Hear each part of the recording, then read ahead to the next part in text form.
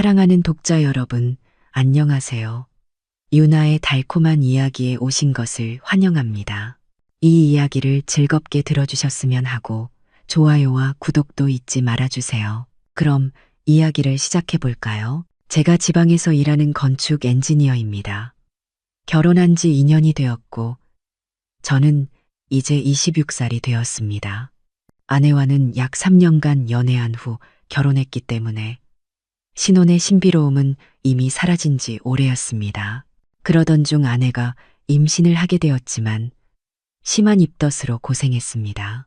입덧으로 인해 아내는 제대로 음식을 먹지 못했고 결국 장모님이 우리 집에 들어오셔서 아내가 좋아하는 음식을 직접 해주시기 시작했습니다. 임신과 입덧, 장모님의 존재로 인해 남아있던 신혼의 분위기도 완전히 사라졌습니다.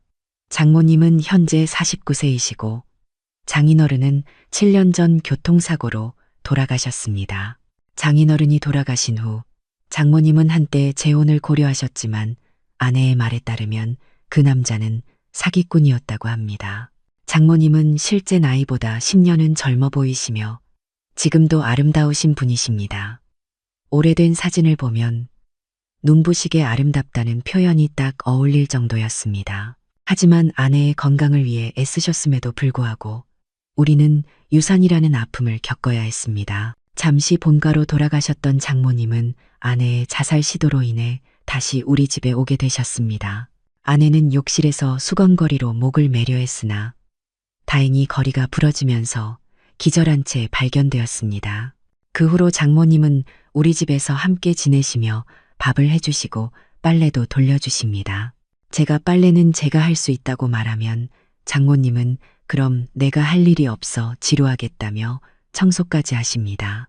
아내가 밥도 먹기 싫다고 소리를 치며 우리를 내쫓는 날에는 장모님과 저는 집 근처에서 함께 술을 마시곤 합니다. 술잔을 기울이며 서로의 이야기를 나누다 보니 우리는 점점 더 깊이 이해하게 되었고 아픔도 함께 나누게 되었습니다. 이러한 시간들을 보내며 저는 장모님에게 마음이 끌리기 시작했고 장모님도 저에게 비슷한 감정을 품고 계신 것 같았습니다. 아내의 기분이 좋을 때는 세 사람이 함께 외식을 하기도 했지만 아내의 갑작스러운 화로 인해 종종 분위기가 망가지곤 했습니다. 결국 우리는 외식을 점점 줄여갔고 이제는 아예 하지 않게 되었습니다. 오늘 일을 망쳤으니 내 손으로 직접 챙겨주마. 장모님이 떨리는 손으로 나를 깨웠다. 난 벌떡 일어났다. 그녀는 한참을 묵묵히 헌신하듯 일을 진행했. 절정에 가까워졌을 때쯤 마치 타이밍을 정확히 아는 듯 화장지로 감싸 챙겨주었고 물티슈로 정갈하게 닦아주었. 이번이 마지막이야. 종이를 진 채로 일어나는 그녀의 등 뒤로 나는 작게 중얼거렸다. 고마워. 그 순간부터 내 안의 감정은 폭발적으로 커져만 갔다.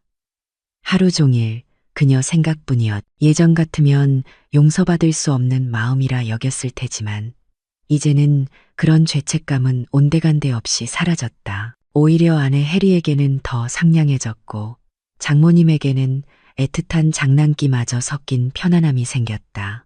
마치 오랜 연인처럼 그녀를 위한 선물을 골라주기 시작했다.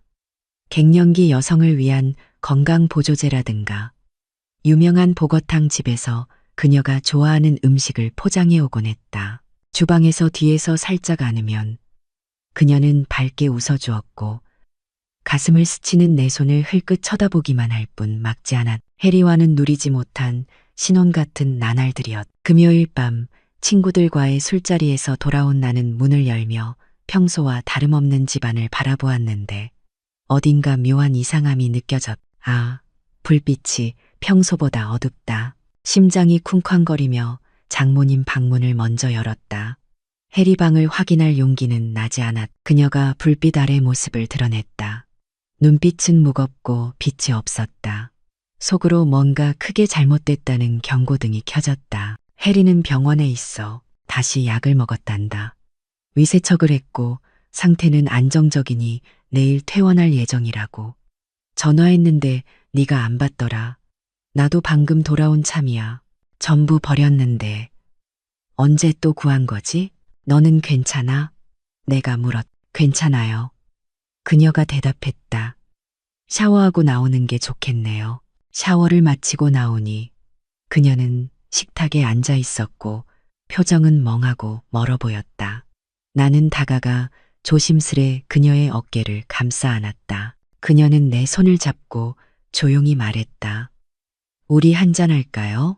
예전에도 몇 번 함께 술을 마신 적은 있었지만 그녀가 먼저 제안한 건 이번이 처음이었. 그냥 앉아 계세요. 제가 다 준비할게요. 내가 말했다. 당신은 아무것도 어디 있는지 모르잖아요. 그녀는 냉장고 문을 열며 속삭이듯 말했다. 해리에 대한 이야기를 나누며 술 기운이 올라올 때쯤 그녀는 갑자기 내 손을 꽉 잡았다. 한때는 무슨 일이 있어도 해리 곁을 지켜달라고 애원했었죠. 하지만 오늘 제 행동이 너무 이기적이었다는 걸 깨달았어요. 더 이상 당신에게 무게를 지우고 싶지 않아요. 그래서 이 술자리를 제안한 거예요. 어떤 길을 선택하든 저는 당신을 탓하지 않을 거예요. 나는 조용히 술을 한 모금 들이켰다. 결국 우리는 각자의 방으로 물러났. 침대에 기대 누운 채 내 생각들은 폭풍처럼 소용돌이쳤고 하나하나가 충돌하며 얽혔다. 잠은 도무지 찾아올 기미가 없었. 그녀의 방에서 쉴 수 있을지 묻는 게 좋을까. 어리석은 생각이 허공에 맴돌던 그때 그녀가 내 문 앞에 나타났. 그녀는 아무 말 없이 예전처럼 내 곁에 앉았. 당신의 외로움은 어쩌면 나의 책임이기도 해요. 그녀는 속삭이며 내 손가락 사이로 자신의 손을 얽었. 우리는 그 순간을 오래도록 머물렀고 나는 조심스럽게 한쪽 다리를 그녀 위에 올렸. 그녀는 잠시 움찔했지만 곧 내 다리를 자기 다리로 단단히 끌어안으며 강한 의지를 드러냈. 그녀는 천천히 이불 속으로 미끄러지듯 들어왔. 그날 밤 나는 아내에게 주지 못했던 모든 열정을 그녀에게 쏟아부었고 그녀는 해리에게서 결코 느낄 수 없던 사랑으로 나를 감쌌. 우리의 사랑에는 경계가 없었. 그리고 그런 밤들은 계속되었. 장모님은 아내의 상태에 대해 죄책감을 느끼시는 듯했고 그 대신 제게 더욱 잘해주려고 하셨습니다. 제가 좋아하는 반찬을 매일 다양하게 준비해 주시거나 제가 술 한잔 하자고 하면 컨디션이 괜찮을 때마다 흔쾌히 응해 주셨습니다. 어느 날은 회사에서 술을 조금 마시고 집에 돌아왔을 때 장모님이 타이트한 플로럴 원피스를 입고 소파 아래를 청소하고 계셨습니다. 원피스에 밀착된 그녀의 허리 라인과 엉덩이는 정말로 매혹적이었습니다. 그 순간을 부끄러워하면서도 저는 본능적으로 흥분을 느꼈습니다. 샤워를 마치고 나오니 회사에서 마신 술이 더 마시고 싶게 만들었습니다. 장모님께 술 한잔 하시겠냐고 여쭈자 그녀는 기꺼이 따라 나오셨습니다. 우리는 평소에 자주 가는 단골 술집으로 향했습니다. 술을 한두 잔 마시니 취기가 돌기 시작했습니다. 장모님도 꽤 취하신 모습이었습니다. 저는 마음속에 담아두었던 말을 꺼냈습니다. 장모님은 정말 아름다우세요. 젊은 저도 반할 정도예요.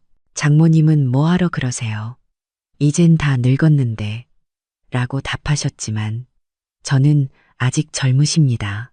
만약 누군가 제게 장모님 같은 분과 연애할 생각이 없냐고 묻는다면 전 당연히 한다고 할 거예요. 라고 말했습니다. 장모님은 한숨을 쉬며 요즘 외로우셨죠. 저도 당신이 좋지만 해리가 이런 상태라니 마음이 아프네요. 라고 하셨습니다. 그리고는 해리의 어린 시절 이야기와 돌아가신 장인어른에 대한 추억을 들려주시며 시간 가는 줄 몰랐습니다. 술집이 문을 닫을 시간이 되어 우리는 슈퍼에서 맥주를 사가지고 집으로 돌아왔습니다. 제 방에서 맥주를 마시며 이야기를 나누는데 장모님이 안주를 준비해 오셨습니다. 해리는 이미 자고 있어. 라며 제 옆에 앉으셨죠. 해리는 요즘 제가 뭘 하든 당신이 뭘 하든 전혀 관심이 없는 것 같아. 우리가 신경 써봤자 화만 내니까. 술자리가 계속되던 중 장모님이 갑자기 제 손을 꼭 잡으셨습니다. 전에 당신에게 해리를 끝까지 지켜달라고 했지만 그게 제 욕심이었다는 걸 오늘 깨달았어요. 당신에게 그런 부담을 지우고 싶지 않아요. 그래서 오늘 술을 마시자고 한 거예요. 당신이 어떤 결정을 하든 원망하지 않을 거예요. 저는 아무 말도 하지 않고 술만 홀짝였습니다. 결국 우리는 각자의 방으로 돌아갔죠. 방에 누워서 생각에 잠기니 머릿속이 복잡해졌습니다. 잠이 오지 않았습니다. 장모님 방에 가서 같이 자도 될까? 라는 생각이 들었을 때 문이 열리며 장모님이 들어오셨습니다. 그리고는 전처럼 제 옆에 누우셨죠. 당신이 외로운 건 저의 책임이기도 해요. 라며 제 손을 잡으셨습니다. 한참을 그렇게 있다가 제가 다리를 장모님의 다리 사이에 살짝 올리자 장모님이 움찔하셨습니다.